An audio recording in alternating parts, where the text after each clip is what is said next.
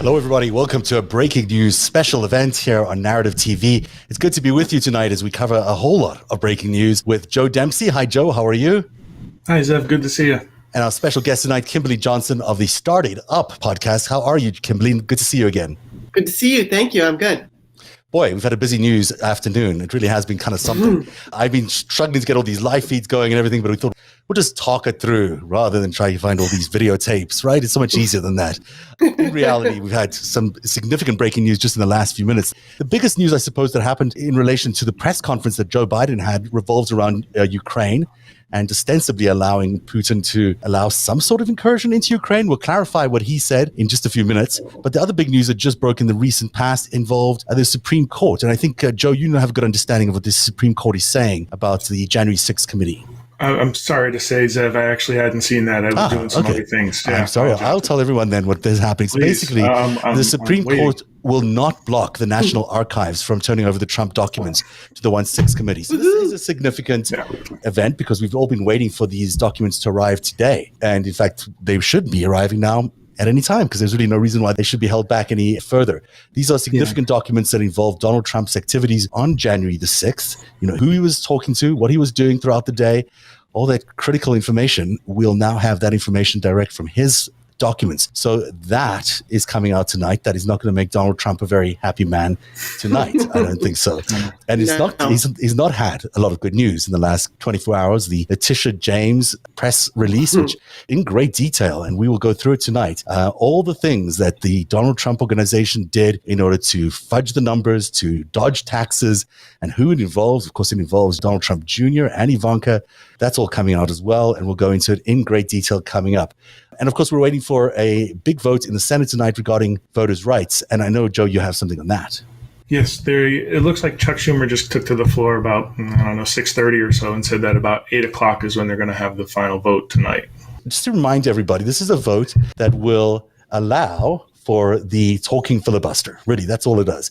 And what the talking filibuster does is it allows there to be a filibuster, which basically people just have natural debate, normal debate for. And then once the debate has run out, which means every senator has spoken once or twice, then they can actually vote. If I'm not mistaken, that's what's going to happen. Is that correct?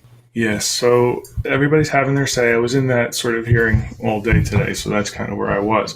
But these guys are, they're doing something that they haven't really done.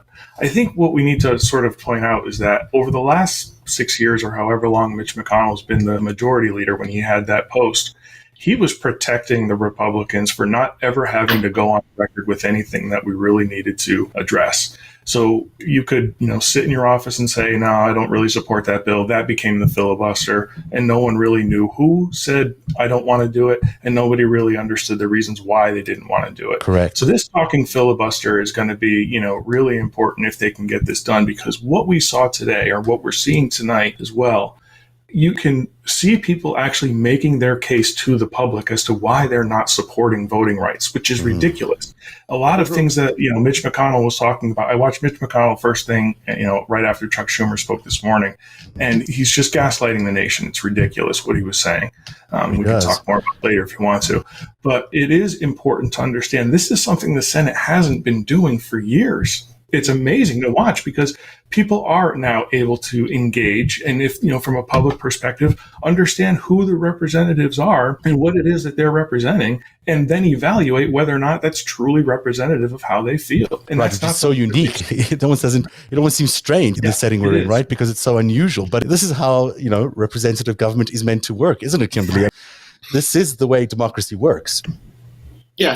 Yes, and it's the way it's supposed to work. Yeah. And, I think that this is our pretty much only hope here. If we can't get this with the talking filibuster, I don't even want to think about if that's the case. But yeah, and it's extremely important that we do pass this, because I know you're going to get into the Letitia James and all that, but this is slightly different. But there's a lot of chatter online about Merrick Garland and the importance of indictments before the midterms. People are putting all this emphasis on, big names in the Trump Co. are indicted, that people are going to feel beaten down and not show up to vote in November, which I disagree with, because I don't think Merrick Garland has that power. I don't necessarily think an indictment is going to mean anything specific before the elections, but I just want to emphasize that even if we do see an indictment, if we don't pass voting rights and we don't save democracy, none of that will matter. Because if the Republicans take over, they'll just pardon everybody. There will be no justice. Right.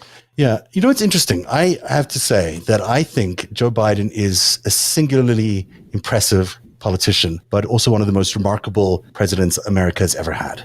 And you can't look at the incredible events of the last year and how much he's been able to do and look at it through the jaundiced eyes of Fox News or Newsmax or Mitch McConnell or any of the other Republicans. Because let's not forget that Donald Trump ended his term leaving America in a total chaotic mess. There was nothing to be said for America at that time. We were riddled with COVID. People were dying left, right, and center. There was no vaccination program. The economy was a mess. He had no plan, none at all. And it was handed over to Joe Biden with very little cooperation. He was hiding details of what his administration had done or hadn't done in many cases.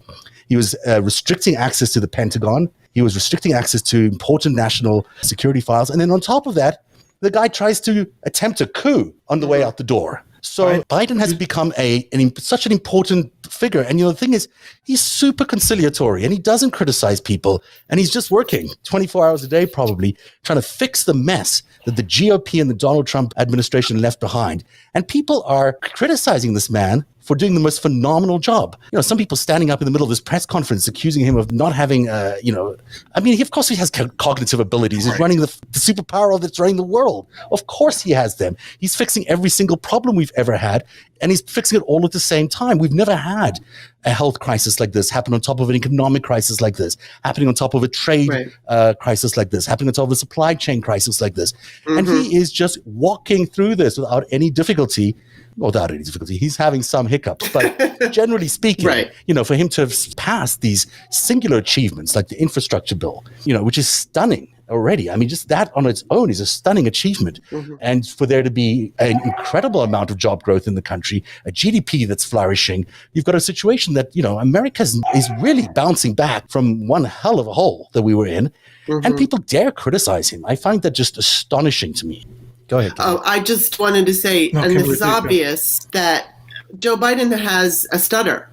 And so he's not a young man. Because he's not young doesn't mean that he has lost his cognitive abilities, but it's just like when people get older, they tend to talk a little bit differently.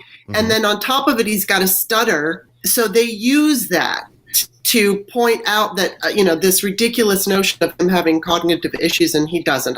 The last time that angry speech that he gave last week, the dude you could tell, he's very sharp. He knows what he's talking about. And I would argue that actually, if any president that, at least in my time, had cognitive issues, it would be Reagan and Trump.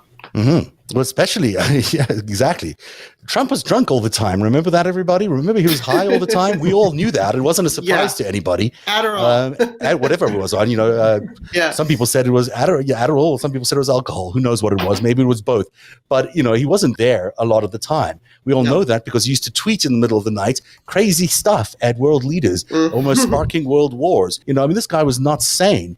And the fact that the Republican Party has this amnesia about what they did, never mind what, the fact that the people's approval ratings of Joe Biden is so low is stunning because they're missing the plot.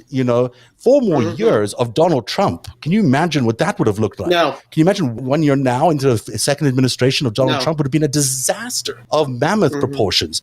And people need to have to understand, I don't know what's wrong with American memories, but I mean, we need to start remembering things because if we don't remember things, we're just going to keep repeating them endlessly. And we're in a situation now where people are actually contemplating, returning the Republican Party back into some sort of power where they should be, completely abolished. I mean, there's no reason for the Republican Party to even in existence today. As Biden kept saying repeatedly today, what does Mitch McConnell stand for? What does the Republican Party stand for? Nothing except being anti-Joe Biden, which is really all they seem to care about, is making sure that the liberals are owned. Well, guess what? That's half your country that's being owned too, and half your country that's not being effective, and half your country that's losing. So guess who's losing? All of you are losing as well. It's tiring, but it's just the reality of it. Sorry, Joe, go ahead. Yeah, I mean, just I think to your earlier point, Biden is going to be one of the most consequential presidents in the history of this nation, just given where we are right now. Yeah. He's either going to be the last president of a democracy, or he'll be the president who saved a democracy. So one of those two things is going to happen at this point. That's just where we are. The intransigence of the Republicans, they're just simply not willing to participate. I mean, you say that the Republicans have amnesia. I don't know that it's amnesia. I think it's continuing their own narrative. They were saying that the guy who, Captain Covfefe was a genius and a super genius. And, now, they build up their guy and tear down the one who's there for all Americans, right? That's basically what he's saying. And the other thing that I took away from a lot of the speeches that are coming out of the Republican side this afternoon where you're not an American unless you're a Republican, and that's just wrong. It's just wrong. Absolutely. Yeah. I think what you're saying there about the ecosystem is so true. I think the problem with America is the news networks. You look at Fox News, which is, borderline fiction. I mean, sort of validated sometimes. No, it's straight up lies. It's propaganda and lies. It's not true. Yeah. 9 times out of 10, you turn there, you think, well, that's really interesting. It's a take on the news, but it's certainly not the news. It's not a factual take on the news. Then it goes from there. It gets much worse. You got Newsmax right next to it, which is, pretty cuckoo. Like pretty out there. OAN, which has now been taken off DirecTV, which is owned by the Moonies and is even more insane. I mean, is the people, they actually run the conspiracy theories that they then cover. That's how we've gotten to it in the American system. Yeah. And frankly, CNN is no better than Fox because they just start gaslighting everybody every day. I mean, that sort of seems to be their mission, is to gaslight the entire country. So you're left with MSNBC, just, sort of responsible, but it's also, a certain point of view. There is no news in this country that is actually the news. Everyone's got a pointed opinion. And what you're getting is that nobody is seeing the real truth. The truth is things are going really well. The reality of it is we are kicking COVID because Omicron is going to give us a large amount of herd immunity, even if it's not total. But the reality of it is we've got the pill that's coming along that's going to make it much easier to treat the COVID that we do have. It doesn't necessarily go away, but it's going to be a much easier thing to deal with. China, by the way, which used to have no COVID, by the way, miraculously, how is it possible that a country like China, which originated COVID, how is it possible that they have no COVID there? Well, they haven't up until now, except for Omicron. Now Omicron is causing a problem for them because they weren't really anticipating it and it spreads so wildly and their vaccines don't really work for it. So just a few weeks ahead of the Olympics, China's the one having a problem. So that'll be interesting to see what happens there. I mean, that's going to be a fascinating turn of events. My point is we're kicking COVID. That's going to be 95% schools are open now still, according to Joe Biden. That's pretty impressive. In the middle of a pandemic, that means we've obviously done a lot there. People are obviously taking their measures very seriously where they can, where it's happening in the right areas. And the economy is firing on all cylinders. The problem is we've got a bit of inflation, sure. The other problem is we may have a war. Sure, it's a challenge. But, generally speaking, boy, we are so much better off than we were a year ago. Well, that seems to be the case. We have a Republican administration in for X amount of time, 1 or 2 terms, and the economy goes to crap, and then the Democrats have to come and fix this. And, I posted on Twitter a while back something about how we need to get the Voting Rights Act passed. Because this election, it's just like you were saying, this could be the end of democracy. And somebody said, oh, no, the Republicans will win, and then they're going to mess everything up, and then the Democrats will win. And it's like, no, not this time. It's not going to work that way. Yeah. The Republicans are going to do what they've been accusing the Democrats of doing for at least 6 years now, which is rigging the elections. They are going to rig the elections, and we're going to see Russia-style elections where, they're not really election, and it's going to be 90% for the fascist. It drives me nuts. Going back to your point, people aren't paying attention to what's going on. It goes to that movie, Don't Look Up. I think we talked about it. I don't even remember if we talked about it. But the idea of the movie Don't Look Up is just not recognizing what's happening. And I think I posted the other night something about how this is not a debate between Republicans and Democrats. This is literally a debate between reality versus people who are just not even in reality. People who deny reality, science deniers, and what's in front of your face deniers. And whatever it is that the Republicans are accusing the Democrats of, that's what the Republicans are doing. And then that's the argument that they say back to us. And it's maddening and it's gaslighting. And I wish American people would wake up to it. Unfortunately, because we have Newsmax and OAN and these terrible, even CNN, Jeff Zucker is friends with Donald Trump. Yeah, of course. Thank you, Ronald Reagan, have the fairness doctrine. And we do have nightly news. But how many people are out there watching, NBC or ABC nightly news? And that's the closest thing you're going to get to straight news with no opinion. Well, especially because these news entities are owned by specific corporations, and most of these specific corporations have specific agendas, and they are not going to allow proper coverage of what's really going on. We saw that there was no real coverage of what really happened with Trump-Russia. There's very little and very limited coverage of what happened on Jan 6. It's only because of outlets like this where we're pushing the boundaries and pushing every time we're on the air, further investigations onto Jan 6 that even MSNBC has picked up that mantle. But, there's a lot that needs to be done in terms of making sure that we have a news system which is actually taking the news seriously and is not just spouting the opinions of their corporate headquarters, which I've been there. I mean, I know this is exactly what happens. I mean, they'll tell you what you can and can't report. And as a journalist, that's not a place I can be. But a lot of people will take the $1 million salaries to be on, the CNN morning show and do the news the way Jeff Zucker wants them to do the news. I mean, I can't live with that, but, some people can, and a lot of people do. But those people are not giving America a real picture of what's going on. I saw every single person standing there today at that press conference, and I was blown away by the negativity of the questions. Maybe one person sort of gave a sort of positive question. Everybody else in that White House press corps stood up, and their idea of a good question was to attack the president of the United States for something he had done, which he hadn't even done. It wasn't factually based. It was just sort of an opinion that someone gave them in their newsroom, which they then had to come on into the White House press room there and actually ask the president of the United States an unfounded, unfactual question. And this is what it was like for almost 2 hours. It was nonsensical accusations against the president of the United States, which in any other country would get you fired from your state-run news organization, frankly. Now, it's fine that we don't do that. We shouldn't do that. But on the other hand, people should at least consider that they're asking, this is only the second press conference of the entire administration, and they're not even asking him legitimate questions. They're just trying to play gotcha with him, which doesn't make you a good journalist. It just makes you one of them, just another typical right-wing, spokesperson or front person. Well, again, the whole day today seemed to be just fishing for sound bites that you could play to an audience and carve them up however you want to. Yeah. I mean, one of the questions that they asked Biden was, I think one of the first questions was, why isn't the country more united after a year? Well, you've got half the Senate who's not interested. You've got half the Senate who doesn't want to participate. Yeah. Like I said, they're not interested in governing. They're not interested in reconciliation. They're not interested in bipartisanship. They keep saying, we want bipartisanship. Well, then do something about it, right? If you want bipartisanship, come across the aisle. Come across and actually have some conversations that are meaningful and can move things forward. It's ridiculous. They don't want senators. They don't want it. You've got senators. I want to say it's in Montana, I believe. I'm not sure where Senator Tester is. I think he's Montana.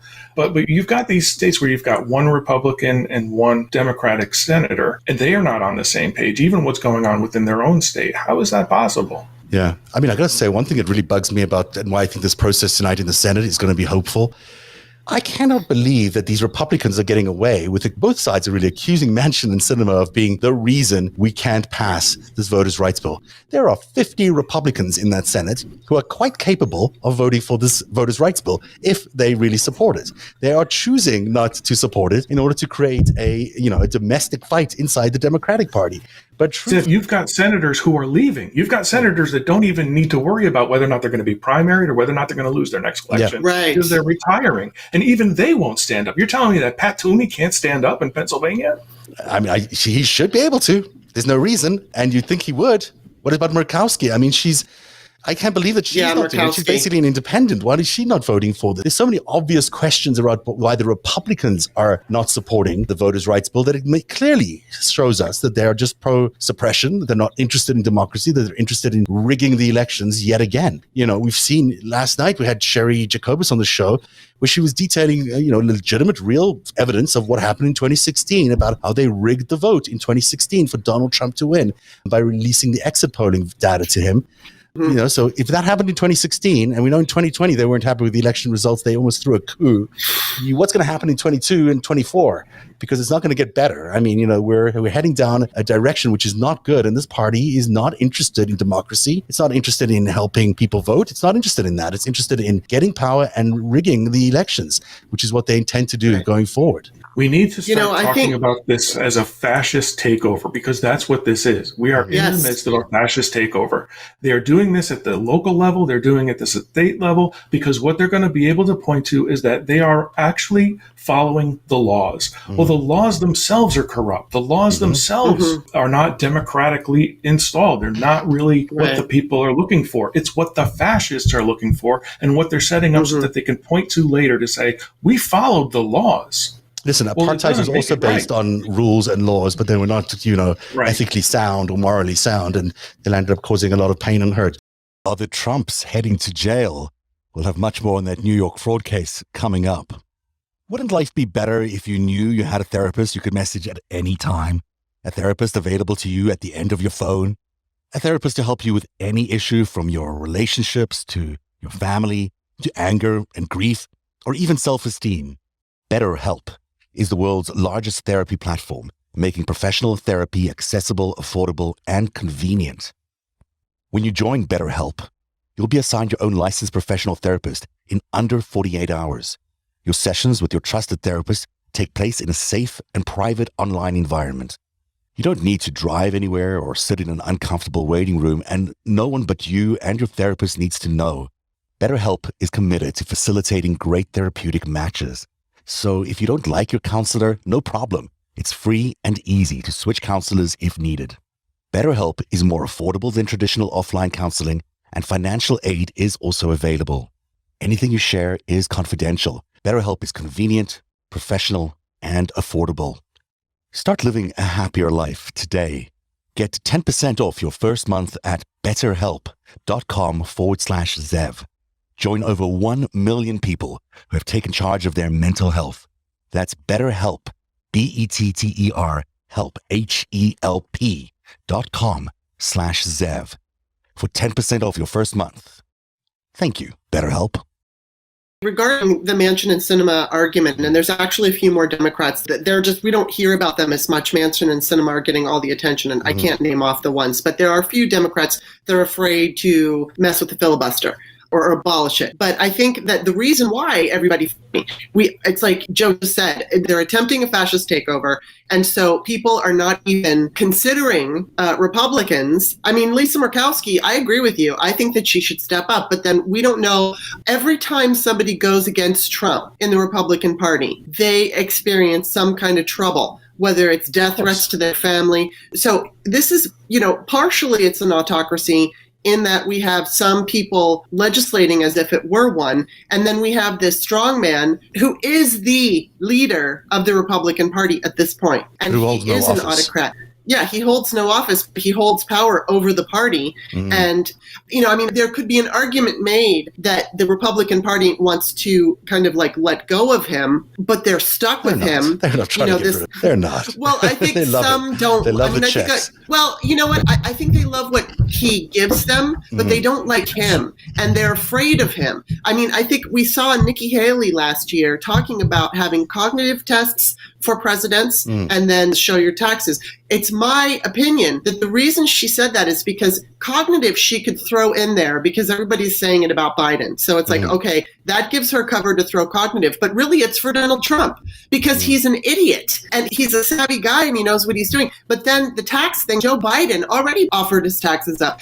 Donald Trump refused to do it. And I think that the Republicans would be much happier at this point rid of Trump and go in their own fascist direction. He opened the gates for them. But Joe Walsh, who is a Republican, or he's an independent now, says tons of people in the Republican Party hate Donald Trump, but they won't say it out loud because they're too afraid. Well, the problem is that you got DeSantis in the wings over there. Yes. Who's far more scary, in my opinion. Worse. Because he is smart enough to execute fascism without getting, too caught up in the weeds and getting lost into the way that Donald Trump did. But, his proposal yesterday to cut the number of congressional districts that have black majorities in half in Florida is straight up apartheid. I mean, there's no other way to describe it. And so, you're going to take away rights of black people to vote in the 2022? Is that what you're really going to do in America? That is what the Republican Party is attempting to do. Let's get to the people are commenting online. Let's get their comments in. It's at narrative.org/TV. When I was a kid, I thought generally that R&Ds wanted the same thing for people, but the methods to get there were different. That is not the case now. Republicans don't care about the average person. That it could not be any truer than it is right now. Any of you want to sound off on that? That's really interesting. Any comments on that? Go ahead, Joe. They're at a zero-sum game at this point, right? They just want to win at any cost because they want the power and they want the money, and that's all they want. They don't want to govern. They want to rule. David says, if DeSantis becomes POTUS, I'm going underground. There may be good reason for a lot of us to go underground. It's kind of scary when you think about it. It's just we're seeing the end of a very proud democracy and the end of a country if these people are allowed to continue their illogical and immoral rule. Matt Fausta says the only solution is a big fat indictment of Trump and a big news story of his myriad crimes. I agree. So he's a criminal. He's a criminal. We talked about, whether he's cognitively declining. The man's a criminal. I mean, the New York Attorney General is investigating. The Fulton County DA is investigating. I mean, he's being investigated by the Manhattan DA for both, there's civil and there's criminal cases that are against him at this point. And I think, we talk about it later, but Letitia James said in her document that it's pretty common for civil and criminal cases to move in parallel. So the fact that she even said that tells us there's a criminal case. There is a criminal case. I think, if there's a reason Donald Trump is not sleeping well tonight, it's because of Letitia James. I mean, there's just a lot of news going on there, and I want to get into that story as well, but let me just take a couple more comments. Well, I'd like to just say about the comment about I think we will see indictments. As I said earlier, I don't think it's going to answer all the questions or be the savior for 2022. I think that mainly we need to get these voting right bills passed, and then we need enough people to get to the polls, because historically speaking, and unfortunately, I do think that this 2022, I think we're going to expect a bigger turnout than we saw in, say, 2014. I don't know if it will be quite as big as 2018. And those indictments, and I'm not going to argue that they're necessary. I absolutely believe they're necessary, but I don't think they're as important as people think they are, specifically for the 2022 elections. Because we pass these voting rights, we could save democracy, and that big fat indictment might come in 23. So I don't want to just put this time frame on it to say that if it doesn't happen this year, it's never going to happen. President Biden's going to be there until 2024. So indictments could also come in 2024. And I don't care if I have to wait an extra year for it. I want democracy to be preserved more than anything. And at this point, we have to look back to our recent past, because we're not going to find a savior. There's nobody coming in on a white horse that's going to save us. Mueller didn't save us. The Senate Intelligence Report, Volume 5, didn't save us. Nobody's going to save us but us. We have to vote. It's that simple. If we grow the majority in the Senate because we went and we voted, we are the people who are going to preserve democracy. It is only going to be up to us. If tonight fails and we don't get a talking filibuster and then, they don't pass voting rights, the fact is they're leaving it again up to us. They're abdicating that responsibility back to the people. And the people are going to have to pick up that mantle, and we are going to have to vote like we have never voted before. Yeah, but we shouldn't have to do that, to your point. I mean, the reality of it is we should be protecting people's rights to vote. I still believe, and I don't care how many strategists want to tell me otherwise, that the Republicans are going to win in November. I don't believe that they will win the House in November. I just can't believe it, because it just defies logic, in my opinion. Even though I've seen the numbers, I've seen the districts. I don't think I just don't even want to hear about the poll numbers. Yeah, I don't believe it. Yeah, exactly. Poll numbers are very wrong these days. By the way, some other things that Joe Biden said today he said about COVID, the job is not yet done. I thought that was a good positioning. In terms of inflation, he said the U.S. economy can beat inflation, but it needs to be more productive, which is a good point. And he's introduced lots of measures to make it more productive. In terms of Build Back Better, he says he's going to prioritize some of those, especially the energy and climate change pieces, and get those passed first up. It doesn't look like child care credits are going to get passed. The supply chain, he says we have to become self-reliant, and he's doing that particularly on computer chips. He says the solution to fixing inflation, for example, in cars, which is a third of our increases in terms of inflation, is getting computer chips. And the computer chip supply chain is being disrupted because of COVID. He says we're going to make computer chips at home and become self-reliant. That's a good strategy there.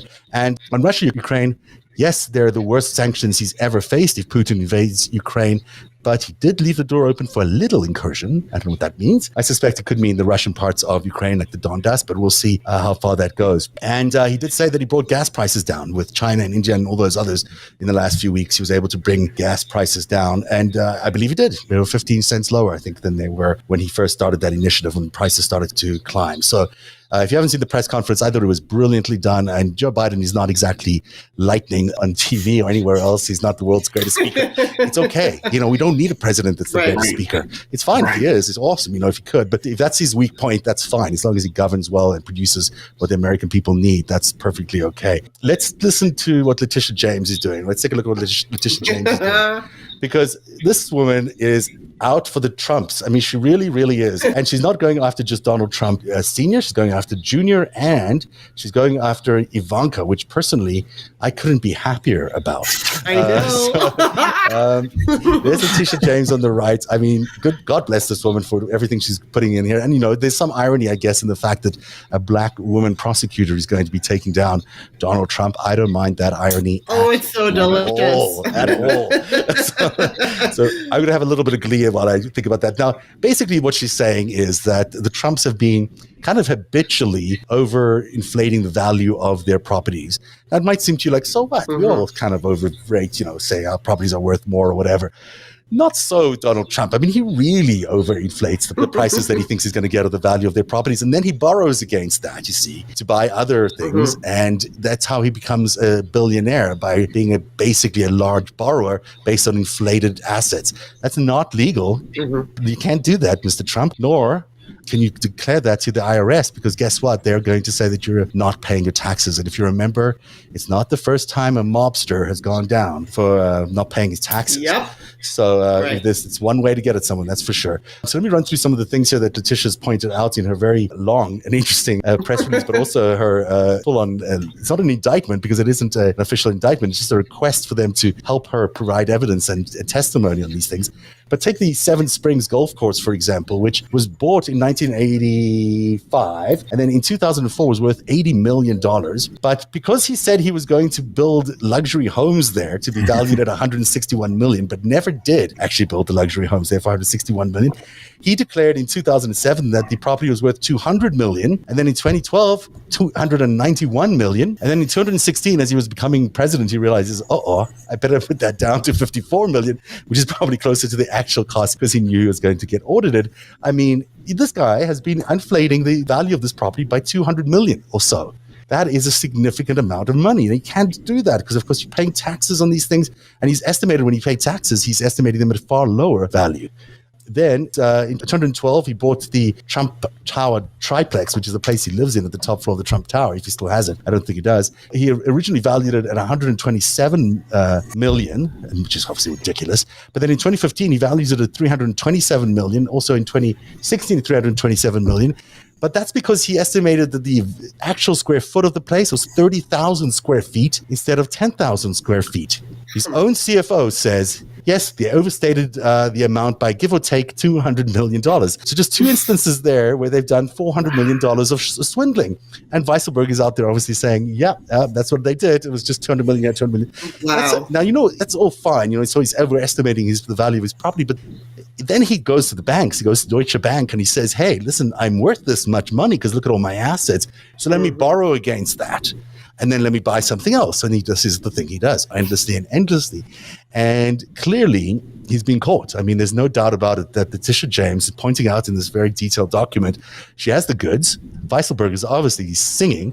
So, it doesn't look good for Donald Trump. That's funny because I heard Weisselberg wasn't going to sing, but maybe he is. And regardless, either way, I think I'm hoping what happens, and I said this on the Daily Beans, which I think is going to come out tomorrow. But, we've been conditioned to be disappointed, even though we have been, again, in 2018, we saw Democratic wins, Joe Biden in 2020. So we have had some wins along the way. But ever since 2015, there's been so many crushing disappointments, so many things to make us feel hopeless. And as we look at the Republican Party right now, obviously, they're terrifying. But I think that this particular, between the two, the criminal and the civil suits against these Trumps, I think we're going to see real action on them this year. And I think what that's going to do, because if we were to get like a 1-6 or even an obstruction indictment, I think it would make our side, and when I say our side, I don't just mean Democrats, I mean sane Americans who want democracy. Yeah. I think it will make our side feel like we've got some power, and it will go a very long way. It will help us, lift us to the polls. It will lift our spirits. It will make us feel like, okay, we're actually seeing some justice. And, I think we're absolutely going to see something coming out of New York. There's a decent, I think, possibility that something maybe with the Georgia lawsuit. Yeah. I don't know about that. With Letitia James, we know that she's serious and she does not mess around. So I do think it's going to give us hope. Now, she's the attorney general. She does civil lawsuits in New York, but she's working with a DA who's new. Cyrus Vance, he's no longer there. And I forget the guy's something or other. I can't remember. But the new guy, they're working together to do this. And he was elected primarily to get Trump. So is she, frankly. Right. So, I think it's not looking good for them in New York. And I think that the one reason that they've been escaping prosecution in the federal courts is because of him being a confidential informant. And I've said this repeatedly, and some people disagree. But if we're not seeing any signs that there's an investigation around Jan 6, there probably is no investigation around Jan 6. I mean, I hear everybody that says, well, they must be. But we're not seeing any of it. Like there's nothing. There is evidence that there's an investigation at DOJ because we did see the indictment of Stuart Rhodes. That does provide us with some evidence. But not of Donald Trump. I'm saying there's definitely an investigation. That's important. But not to Donald Trump. I'm saying Donald Trump specifically. I think everyone else, fair game. That investigation will lead us to Donald Trump. I think if we continue to follow where the planners are going, that will lead us into the inner circle. The fact that, think of the January 6th committee as the civil portion, and if we say the DOJ is the criminal portion, just like at the New York Attorney General's office, just like they said, we've got civil and criminal running parallel. So I can't imagine that Merrick Garland is not doing anything. 100% agree with you that that's what the intention is, to investigate the whole thing. I just don't think, because he really is a confidential informant of the FBI, and because we have that system, they are not in a position to really go after him. And I don't know whether he helped them as president. Maybe he helped them while he was president. Who knows? He probably has immunity on a federal level, or there would be a greater indication that the people around him are being investigated by the DOJ, but we're not seeing that. And the DOJ is stopping at Stuart Road. It's probably, maybe it'll get to Flynn, maybe it'll get to Roger Stone. I just don't see it all the way up to even Kimberley Foyle. Who knows? Maybe that's a possibility, but I don't see it going all the way to the Trump family, and that's why I think there is so much pressure, and not even pressure. That's maybe why there is such a setup for Letitia James in New York to do what she's doing. I think she's the one who's going to go after Donald Trump because she's in a state. So I don't disagree with you. Of course, it's clear. We've spent many hours in the show investigating. It's pretty obvious that Donald Trump orchestrated the Jan 6 attempted coup, and he did it for months ahead of time. And we all know that, and he did it with his incredibly large group of crazy people that he wanders around with. That's pretty obvious. But will he get indicted for that at the DOJ? I don't think we know. My bet is that he won't, but who knows? I'll be open to be wrong on that. Should we look at some other things that he did? Let's see what other overestimates Mr. Trump is said to have done, because it's kind of fun. Here is the Trump golf course in Aberdeen, Scotland, which he bought in, 2006? Is that what it says there? 12.6 million. What a good deal he got for that. And somehow he assumed that they were going to be able to build 2,500 luxury homes there. Of course, it's not actually zoned for 2,500 luxury homes. It's only approved for 1,500 apartments, small apartments. So he estimated that the value would be worth, in 2011, 161 million, and in 2014, 435 million. The 161 million, I think, came from Forbes magazine, which wasn't even a real evaluation of the property. In 2014, he based it on the building of these luxury homes, which he cannot build. So another lie in terms of what he's worth. He's basically broke by all accounts. I mean, if you look at this other thing that they say here, that he's got 7 Trump-branded golf courses between 2013 and 2014. He estimated a 30% premium on those assets because he said they used his brand. And then between 2015 and 2020, it was just a 15% premium. But he's basically just marking up the value of his properties just because they aren't called Trump. Maybe some value there, but I don't know. And then there's the Trump Park Avenue. He says he's worth 311 million in 2011. It is worth potentially 311 million, but 293 million of that is unsold apartments, which he owns in that building. So it's not actually worth 300 million. If he sells those, it's worth 300 million, and he landed up downgrading some of the value there. But it's interesting that even Ivanka has an $8.5 million option to buy her apartment, which she rents in the Trump Park Avenue. And on paper, that's valued at $25 million. So even she is aware of this little scheme that he's running, and she's part of the scheme, which I'm sure the Attorney General must know and think about a lot. Finally, 40 Wall Street bought for $601 million in 2010. This is interesting because Mr. Trump, listen to this, under Mr. Weisselberg's leadership, began working with his son, Jack Weisselberg, who was director at Ladder Capital, to refinance the $160 million mortgage on this property. So now working for Ladder Capital, the same Cushman and Wakefield team that performed the initial 2010-2012 appraisals valued the building at $550 million, which is a lot more than the original, I think it was $250 million it was initially appraised for. While OAG has obtained evidence that the 2010 appraisal did not reflect a good faith assessment of value using demonstrably incorrect facts and aggressive assumptions. Basically, this is, I think, super significant because it means that they may have Weisselberg's son actually maybe caught up in all of this, and maybe that's why Weisselberg is singing a little bit more about what's going on, because it seems he might be implicated in that little scheme. At the end of the day, 40 Wall Street is now estimated by the Trump Organization at $700 million, which is far, far more than it's worth. Kimberley, that is a whole lot of criming going on. It feels to me like a whole lot of criming. Yes, it is. It certainly is. But, I kind of want to go back to the idea about Trump being an informant, which he very well could be. And I'm not going to say that he is or isn't, but that's a rumor that we've heard. I've never heard that verified in any way, whether it was you had a source or not. Regardless, and I don't know what's going to happen with Donald Trump in 1/6. I would say the safest bet is that he's probably not going to be indicted for that particular event, just because of who he is and the history of our country and the history of who has gotten in trouble for certain crimes that they've done.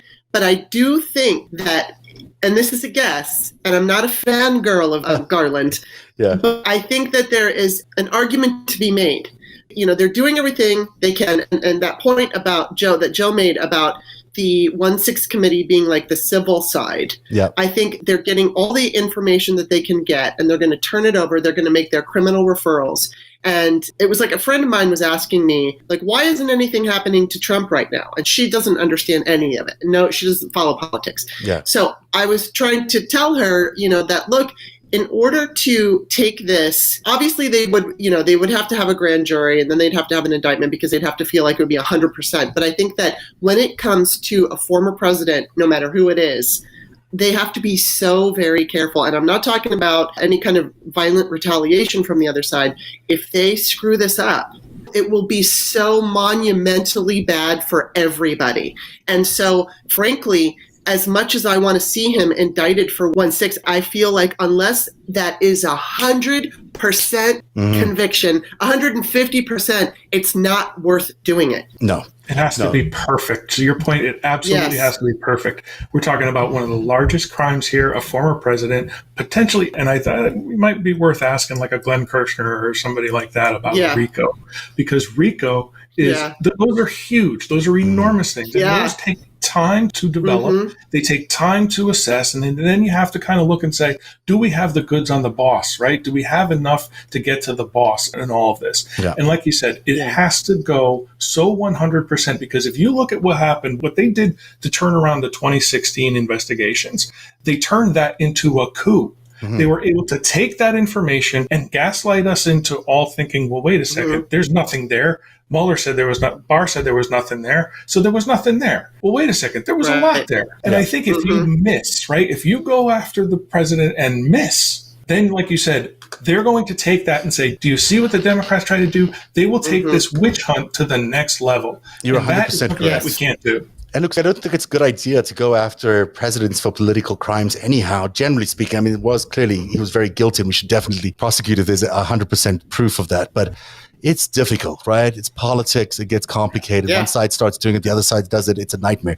But on these other crimes where he's clearly swindled the government for millions and millions of dollars, and his family is just a corrupt entity. They're basically just a mob family laundering money for the Russians and whomever, and then also lying about their value. I mean, their assets. It's that absolutely fair game. Go after him as much as possible. We should have known this information. Had he disclosed his information correctly and accurately beforehand, we would have known this, and he would never have been president. But certainly that he kept it a secret, and now we're finding it out. Absolutely. Go for it. for it. And, it goes down to his whole family. Absolutely. To your point about political prosecutions, right? I mean, you look and he was impeached twice, right? Yeah. And to Kimberly, your earlier point about, the Republicans had their chances to get rid of him for good. They could have convicted him on either one of those impeachments. True. So they had their opportunity to get rid of him for good, and they didn't. That's true. But what's very interesting is in Georgia, what Fannie Willis has is a very interesting case because election fraud is a crime, but it's also political. He was politically trying to retain power, but committing a crime in attempting to do so. So now you have this convergence of, is it really political or is it a crime? So if there are election fraud laws that are on the books in Georgia, then he has to be prosecuted for those because he can't be impeached for them. He's not the president. Yeah, I think Florida may be a different case. I think it might be a clearer case. I think the problem with Jan 6 is it's going to come down to what he said, and what he said. And it's going to end up being very, very confounding and confusing unless there's actual tapes. And even then, we know how he speaks in unclear phrases. I do think people That's the whole point. Yeah, Michael Cohen was talking about he talks in code. It'd be a shame if something happened to your wife, if X happened. And so I think he's very careful to avoid being so obvious. We all know what happened. And that's what I told my friend, taking that to a court of law and successfully presenting that, because there's one thing to see it happen and understand what's going on, but in a court of law, there's certain loopholes and rules. I mean, we saw it with Cosby. So it's like somebody can be as, guilty AF and still walk away. Yeah. And again, that cannot happen. And he's savvy enough to hide himself. He just is. And you could basically, they don't have very much, as far as I can tell. There's not that much more other than a few phone calls, but who knows? Maybe they've got the transcripts of those phone calls. Yeah, I will say that I don't know. Mark Meadows looks to me like a very vulnerable guy right now because he seems to be in the middle of all of this in a way that Trump is actually not. I mean, Trump's one stage removed, but we saw yesterday with the Epstein subpoena letter, and that's interesting. And Joe, you pointed out that he's on the list there as being responsible for media relations. Yes. I mean, those kinds of people, when you've got, a committee like that set up and a war room and Meadows organizing and orchestrating all of this, he looks like he's in a little bit of trouble. Certainly Michael Flynn is in a lot of trouble. If he doesn't get arrested, then we have a problem. And I want to read this real quick. Alison Gill of Mueller wrote just a few minutes ago. Just occurred to me, the SCOTUS ruling may remove any last shred of doubt about privilege claims and could clear the way for DOJ to indict Meadows, since he, as chief of staff, would have stronger privilege claim than Bannon did. So that was her take. I thought it was just it is really interesting. And I'm wondering if this is what they've been waiting for, if the grand jury has not moved forward on the ruling around his contempt of Congress charge, because maybe they've been waiting to see what SCOTUS is going to rule. Now that SCOTUS has ruled this, it's kind of, he really is in contempt if he doesn't show up now. He's got a SCOTUS ruling that says you've got to do it. If he doesn't show up, and he is guilty AF, as you point out,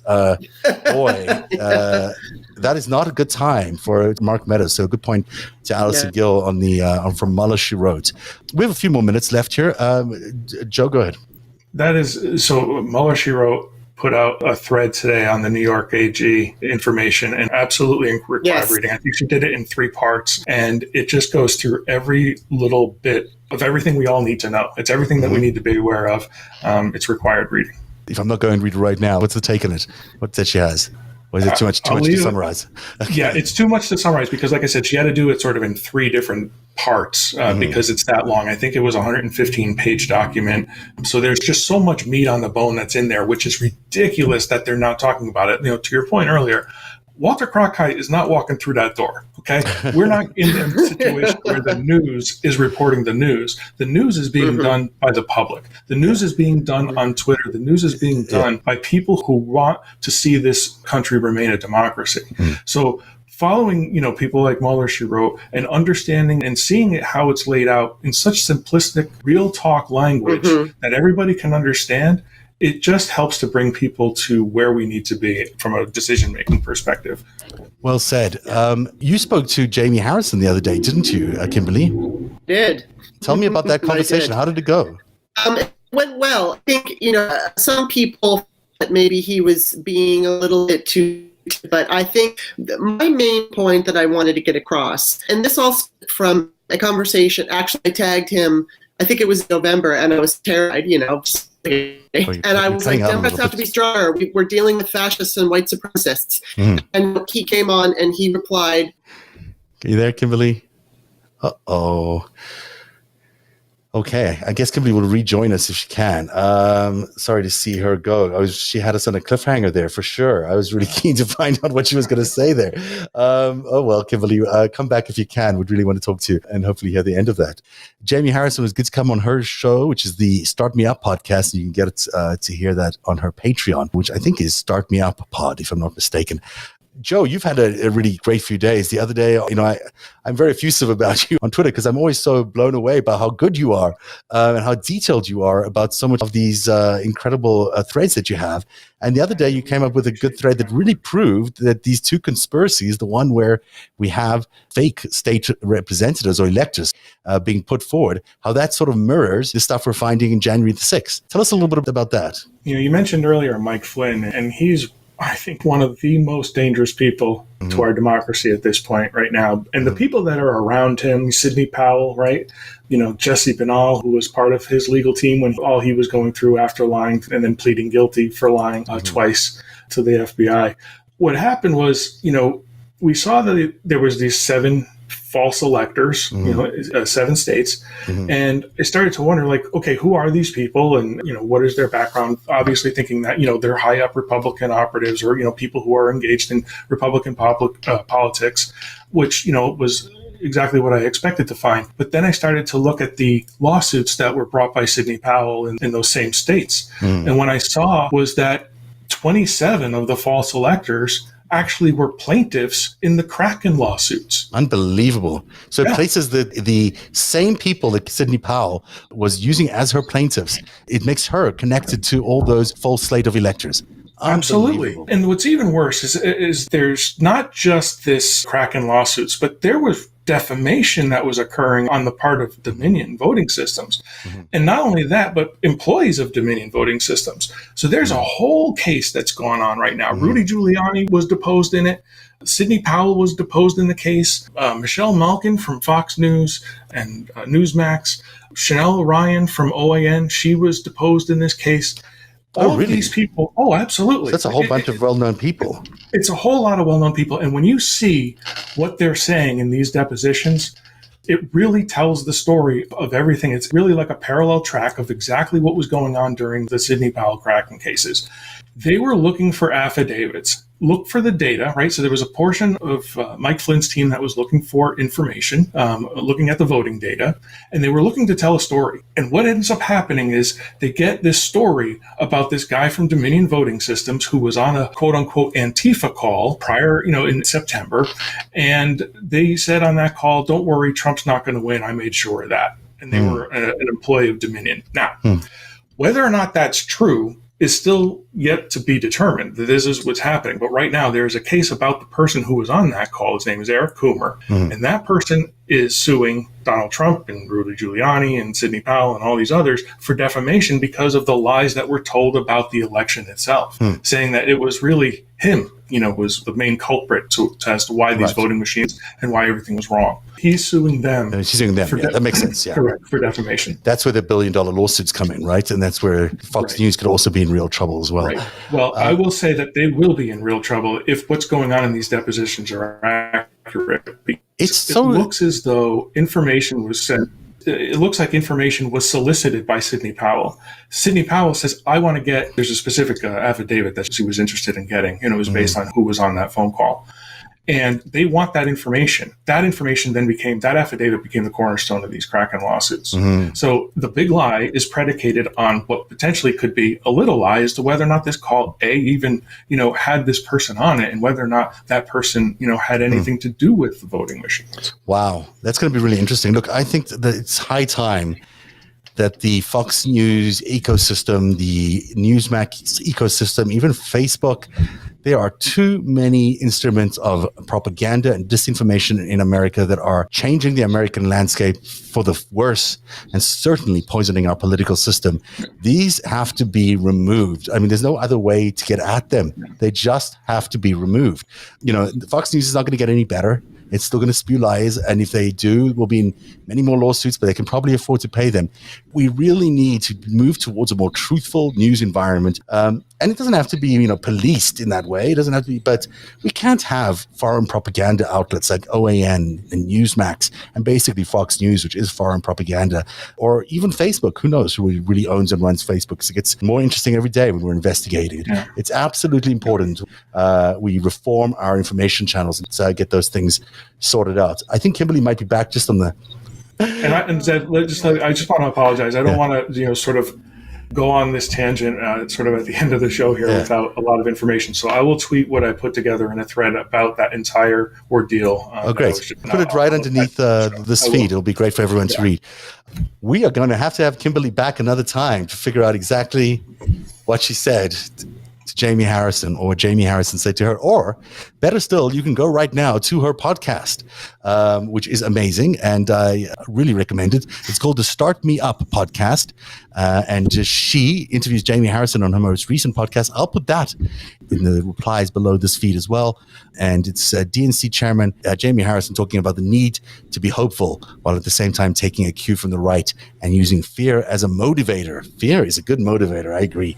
Now, people should be watching for the next hour, because at 8 o'clock, wherever your TVs are, they should be looking at the Senate, because who knows if there'll be a surprise there as they vote to perhaps change the rules to allow for a talking filibuster. And the talking filibuster might allow for voters' rights bills to be finally passed if they can get through the talking filibuster.